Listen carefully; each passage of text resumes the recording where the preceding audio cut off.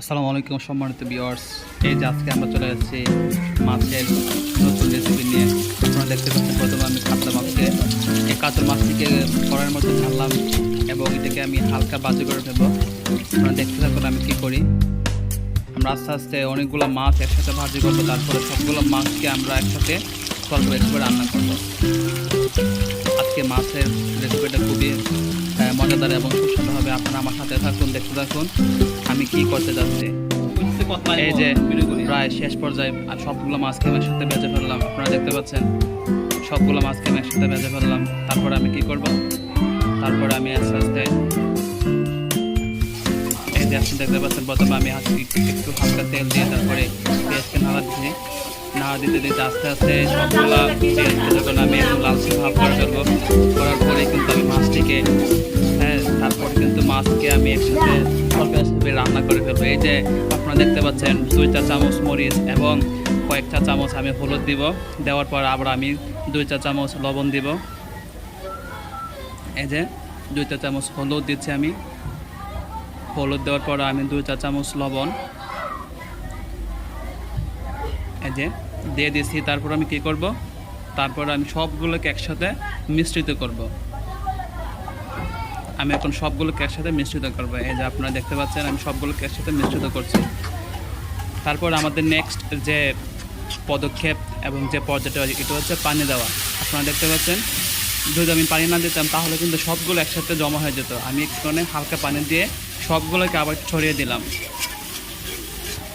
তারপর আমি আবার পানি দিব, কারণ যেহেতু এই জায়গার মধ্যে ঝোলের পরিমাণটা খুবই কম, তাই আমি আবার একটু পানি দিব।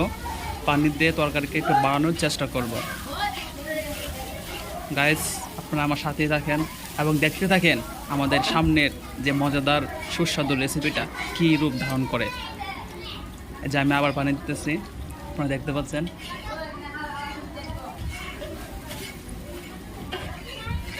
আস্তে আস্তে আমাদের তরকারির কাজ প্রায় সম্পন্ন হয়ে যাচ্ছে।